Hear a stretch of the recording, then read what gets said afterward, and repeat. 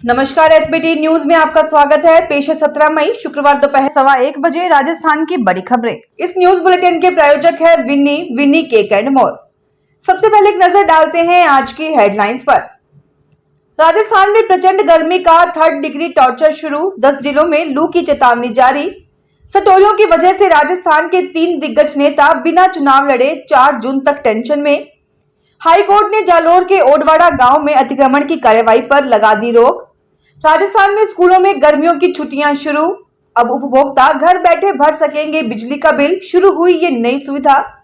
और अब खबरें विस्तार से सुनिए। राजस्थान में प्रचंड गर्मी का दौर शुरू हो चुका है। सुबह और शाम के समय भी मानो आग बरस रही है। तापमान ऐसे बढ़ रहा है जैसे पारे को गैस पर गर्म किया जा रहा है। आग उगलते सूरज की चपेट में आने के डर से लोग दिन में घर से निकलना पसंद नहीं कर रहे हैं। बीते दिन बाड़मेर गंगानगर का अधिकतम तापमान 40 डिग्री से अधिक पहुंच गया। झुलसाती गर्मी और लू के थपेड़ों ने लोगों को जमकर परेशान किया।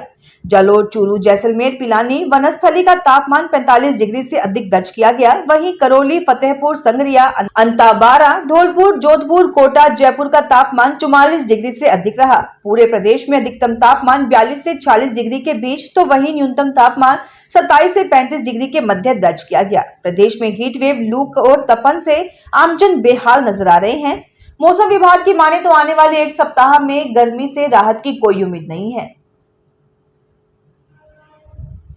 लोकसभा चुनाव में राजस्थान की सभी 25 सीटों पर मतदान पूर्ण हो चुका है। 4 जून को मतगणना होगी। इससे पहले फलोदी सट्टा बाजार ने प्रत्याशियों की हार जीत के जो अनुमान शेयर किए हैं, उनसे कई खुश हैं, वहीं कईयों की नींद भी उड़ी हुई है। नींद उड़ने वाले नेताओं में ऐसे दिग्गज भी शामिल हैं जो चुनाव ही नहीं लड़ रहे, इसके बावजूद टेंशन में हैं। आम चुनाव 2024 में खुद प्रत्याशी नहीं होने के बावजूद फलोदी सट्टा बाजार के भाव देखकर चिंतित होने वाले दिग्गजों में पूर्व सीएम अशोक गहलोत, राजस्थान सरकार के कैबिनेट मंत्री डॉक्टर किरोड़ीलाल मीणा व पूर्व मंत्री राजेंद्र राठौड़ का नाम शामिल है। इनकी प्रतिष्ठा राजस्थान लोकसभा चुनाव 2024 में जालोर, चूरू और दौसा सीट पर दांव पर लगी हुई है। जालोर के ओडवाड़ा गांव में चल रही अतिक्रमण की कार्यवाही पर जोधपुर हाई कोर्ट ने रोक लगा दी है। जस्टिस विनीत माथुर की बेंच ने 29 लोगों की याचिका पर सुनवाई करते हुए यह फैसला दिया। याचिकाकर्ताओं के वकील श्याम पालीवाल ने कोर्ट में कहा कि हमारे पास पट्टा है, सनद है तथा पिछले 80 सालों से हम उन मकानों में रह रहे हैं। इन मकानों में हमारे परदादा दादा से लेकर हम लोग रहते आ रहे हैं। इतना ही नहीं है, इन मोहल्लों में राज्य सरकार एवं केंद्र सरकार ने भी वेलफेयर डेवलपमेंट किया है, बिजली पानी के कनेक्शन भी दिए हुए हैं। ऐसे में एक व्यक्ति की पिटीशन पर हमें अतिक्रमी नहीं माना जा सकता। राजस्थान प्रदेश में पिछले 2-3 दिनों से आग की तरह झुलसाने वाली गर्मी पड़ रही है। हीट वेव के चलते लोग घरों से बाहर निकलने में भी कतरा रहे हैं। राजस्थान के सरकारी स्कूलों में आज गर्मियों की छुट्टियां शुरू हो गई हैं। दिन में धूप, लू के थपेड़ों के चलते छात्रों को काफी परेशानी हो रही थी। अब समर वेकेशन शुरू होने से छात्रों को राहत मिली है। सभी सरकारी स्कूल 23 जून तक बंद रहेंगे। बीकानेर में भीषण गर्मी में घर से बिजली कंपनी के कैश काउंटर पर जाकर बिजली बिल का भुगतान करने में परेशानी महसूस कर रहे उपभोक्ताओं के लिए अच्छी खबर है। बिजली कंपनी ने घर बैठे ही बिना झंझट के तुरंत बिजली का भुगतान ऑनलाइन यूपीआई के माध्यम से करने की सुविधा शुरू की है। बिजली कंपनी बीकेईएसएल ने नई सुविधा के तहत उपभोक्ता के बिजली बिल पर यूपीआई क्यूआर कोड छपवाना शुरू किया है, जिसे मोबाइल से स्कैन कर बिजली के बिल की राशि को बिना किसी अतिरिक्त शुल्क के जमा करवा सकते हैं। प्रदेश में पहली बार इस तरह की सेवा शुरू की गई है। टीम इंडिया अमेरिका और वेस्ट इंडीज में अगले महीने खेले जाने वाले T20 वर्ल्ड कप से पहले केवल एक वार्म अप मैच खेलेगी। क्रिक बज़ की रिपोर्ट के अनुसार बीसीसीआई भारत के वार्म अप मैच को न्यूयॉर्क में कराना चाहता है, क्योंकि टीम अपने 4 ग्रुप स्टेज मुकाबलों में से 3 न्यूयॉर्क के स्टेडियम में ही खेलेगी। आईसीसी ने अभी तक वार्म अप मैच का शेड्यूल जारी नहीं किया है, लेकिन इंग्लैंड और पाकिस्तान के भी 2 वार्म अप मैच खेलने की संभावना नहीं है। वहीं बाकी टीमें 2-2 अभ्यास मैच खेलने के लिए तैयार हैं। महाराष्ट्र के पुणे से दिल्ली जा रहा एयर इंडिया का प्लेन गुरुवार को रनवे पर टग ट्रैक्टर से टकरा गया। घटना के वक्त 180 पैसेंजर प्लेन में मौजूद थे। एयरलाइन के एक अधिकारी ने बताया कि प्लेन के लैंडिंग गियर के पास के टायर में खराबी आने से यह घटना हुई है। घटना में सभी पैसेंजर और स्टाफ सुरक्षित है। चार धाम यात्रा के लिए केदारनाथ, बद्रीनाथ, गंगोत्री और यमुनोत्री में श्रद्धालुओं की भीड़ प्रशासन के लिए लगातार चुनौती बन रही है। भारी भीड़ को देखते हुए उत्तराखंड की मुख्य सचिव राधा रतूड़ी ने वीआईपी दर्शन पर लगी रोक को 31 मई तक बढ़ा दिया है। पहले यह रोक 25 मई तक लगाई गई थी।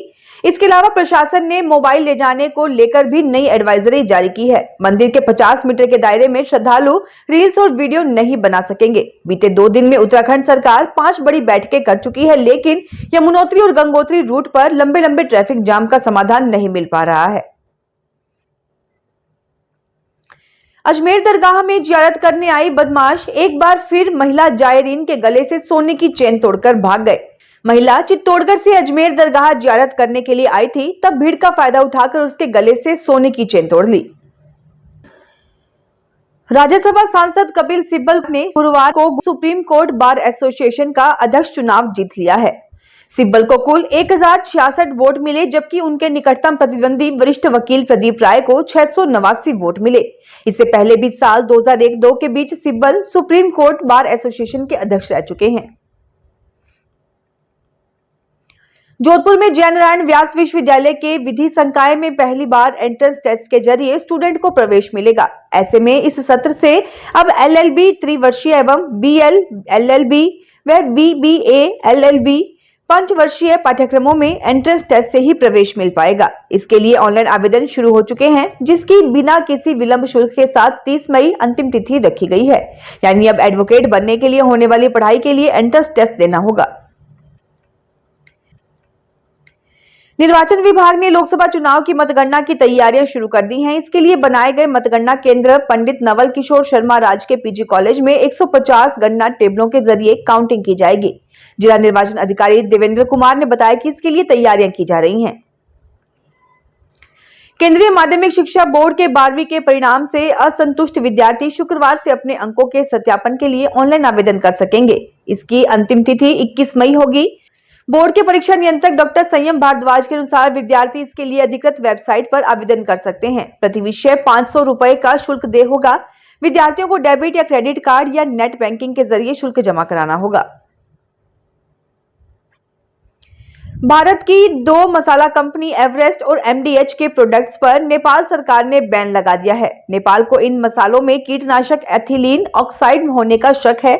इसके लिए नेपाल सरकार ने मसालों की जांच शुरू कर दी है। नेपाल के खाद्य विभाग के प्रवक्ता मोहन कृष्णा महाराजन ने कहा कि इन मसालों में केमिकल होने की खबर मिलने के बाद हमने ये कदम उठाया है। मसालों पर प्रतिबंध जांच रिपोर्ट आने तक जारी रहेगा। नेपाल से पहले सिंगापुर और हांगकांग ने भी इन मसालों पर बैन लगाया था।